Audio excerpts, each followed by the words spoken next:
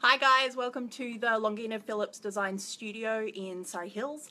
We're going to talk to the creative director and the head of strategy and design about some mood boarding and inspiration and how they decide on what trends we're going to follow in the studio. So we're going to try and keep really close to the microphone today because I know it was a bit soft last time. So we're going to go chat to them. Say hello to the studio.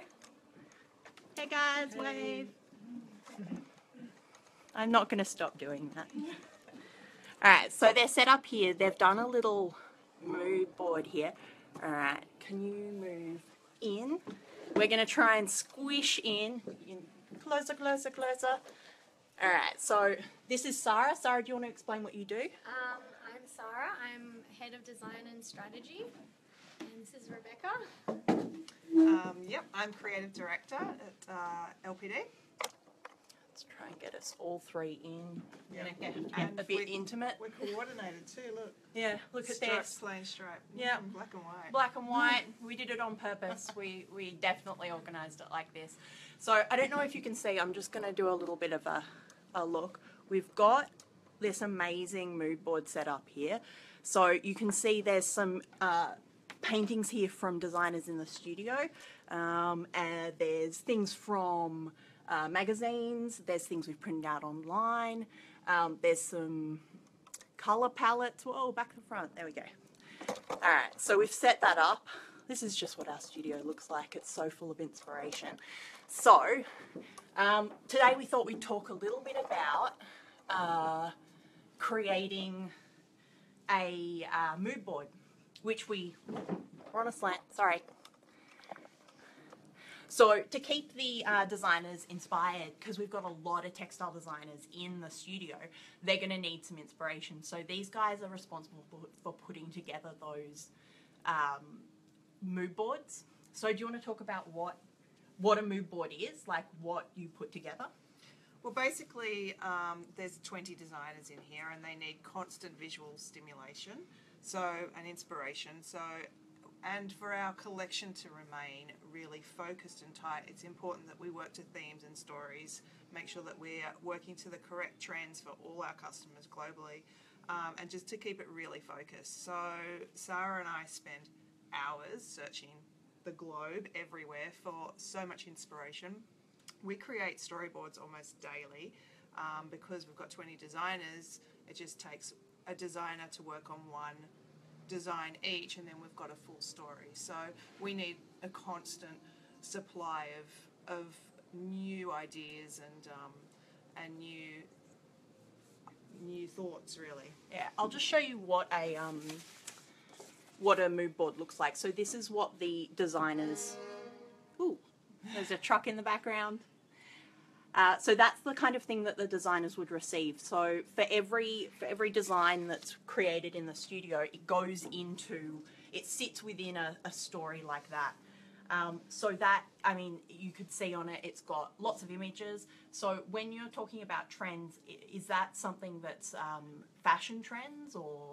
Everything. Well, with the print room, it's a bit different to Longina Phillips Designs. So we've got the two collections. We've probably explained it 1,000 times to you guys, but we've got the Longina Phillips Designs collection, which is really retail ready, so it follows the trends really closely. And then we've got the print room collection, which is a really forward-thinking, kind of more aspirational collection of prints. So they sit slightly differently within the market. I guess with the print room, because it's more forward thinking, we have to look at art and culture, music, more so than anything too trend driven. So we look at magazines. We travel quite a lot. So whenever we're on our travels, we always go to art galleries and what's happening in each city and try and get inspiration from all over the world. It's looking at different fashion forecasters too, pulling everything together to make something really concise, but also something that's really macro trend orientated. So it's really not focused on, or not really honing in on one particular trend. It's very, like Amelia said, aspirational and very forward focused. So you're ahead of the trend. Yeah, we try and be ahead. We say that it's more for early adopters, so it's for people that take more risks with their trends it's not so fast fashion. It's more aimed at a higher end tier of the market. We find that's the people who are buying from that collection. Right. So it's a combination of a lot of things. So you watch the runways, but that's not the only thing that goes into making these. Whereas with Longina Phillips Designs, we watch the runways a lot closer. So, and because that's what our customers who are close to season would be working on as well, they look to the runways, so we have to make sure that the trends that are happening there are trends that we are covering too. But it's only inspiration, so... We never do anything directly. Yeah, so you would look at all these sources and then... So, for instance, there's a whole heap of military and camouflage that's just happened on the spring-summer runways, so we'll create a story based around that theme. So, nothing... So it's not one designer in particular, just a broad view. Plus, we'll look at other resources to back that up. Yeah. So, we've got forecasting...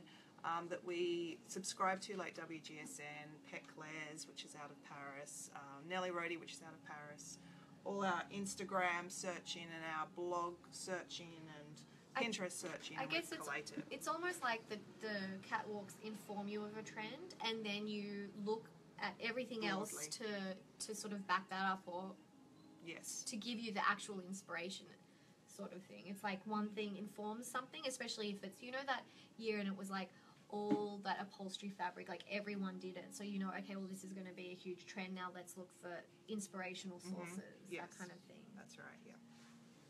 So you talked about using social media, which I think is really interesting. It's kind of a new area for trend forecasting because it's very immediate. What do you like in, like, is there something you use most? Well, I follow a lot of artists and illustrators. Also people florists too, just because they do really interesting compositions with flowers and interesting plants. We do a lot of florals here. Like, we sell a lot of floral prints, so getting some new ideas for florals is really interesting. So it's not just, we're not just following fashion Instagrams. No, I think for sure most of the people we follow are not fashion. It's definitely florists and collage artists and, like Rebecca galleries, said, illustrators, and even if you're looking at new techniques, if you're an illustrator, we're always looking at new brush work or new line work or a cool way to colour in a petal and things like that. Yeah. We've just had a question. Do you guys have a favourite collection or something you've loved from the recent runways? Because we've been obsessed. We haven't stopped looking at them. So who's a fave? Personally, I really loved the Fendi collection. It was all very old worldy and just so feminine and romantic and beautiful. Did you have a fave? I really liked Christopher Kane. It's I'm not such a, I do a lot of florals and we sell a lot of florals, but I'm not like a floral gal myself. So for me, that marble kind of more androgynous boy sort of styling is a bit more for my taste. I always think that he pushes the boundary, like, even though he does a floral, that last season he did the floral and it had all those ripped bits of, like, ribbons and stuff. It's always, like, tactile as well, which, coming from fashion, like, a fashion background, like, I get really excited about feathers and things hanging down and tassels and things that we can't actually do in the studio. But, so two absolutely completely opposite collections that we like.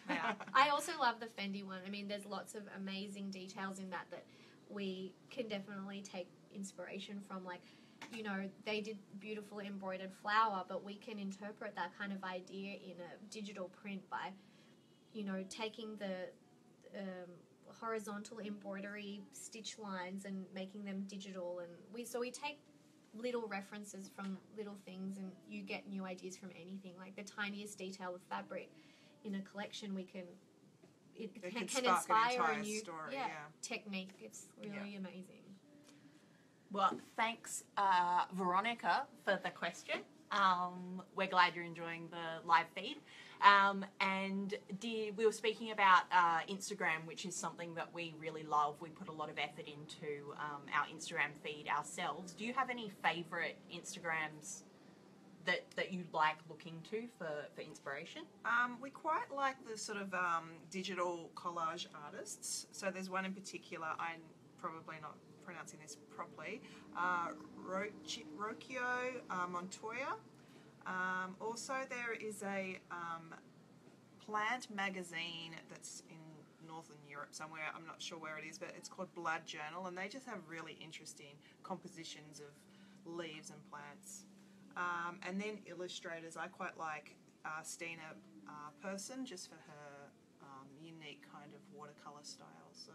So we'll put all those names up, so we don't have to rely on pronunciation. Yeah. We'll write those down. But I think that it's interesting that none of those are really fashion Instagrams. That's not like not where we draw that inspiration from traditionally. I find a lot of the fashion ones are more product based anyway. It's about like, oh, this is in store, get this has just landed, like this is 50% off. You like, feel like you're being sold to. Yeah, like that. I mean, for the sort of area of the industry that we're in, it's not really useful for us. Yeah. I mean, it's good to know what's in store, of course, but we do, I don't know, it's not, for the mood boarding part of it, it's not really so important. Right, so it's about finding the most inspirational images and then kind of collating them into a story that can produce a group of designs that sit really well together. Yeah, and our job is to inspire the designers. We want them to get our mood boards and want to create beautiful designs and feel that they understand it and it makes sense to them and they can really draw from it. So I guess that's the hard, tricky part. It's also hard, like sometimes when you have a mood board, you know, like, especially, I mean, I don't know if you find this with LPD, but I find with print room, like sometimes you'll make a mood board and then we're like, oh, it's not right, or, you know, are we going to get a whole bunch of really, like with the camo one, that was very difficult because you don't want to get really literal camos back from the designers, especially for print room, because that's not what it's about. So it's a really hard balance to get exactly to know the images. Like, it's not, you can't just put beautiful images on a page if you're not going to get the right designs back, because it is, you know, if you have like a peony on the page, you don't want just to get a peony, you don't want anyone to take it too literally. Or sometimes we'll do a mood board and I'll show it to Beck and we're both like, I think it's too early, like this trend is too early, people won't understand it.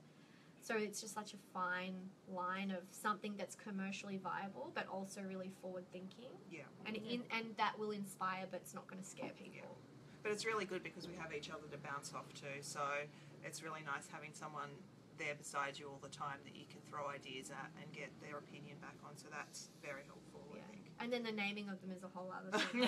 Like, having to name 1,000 digital floral stories is really difficult. Yeah, we've got some designers that like to contribute to naming. Yeah. Rosie. Yeah, we love a good pun. We use alliteration.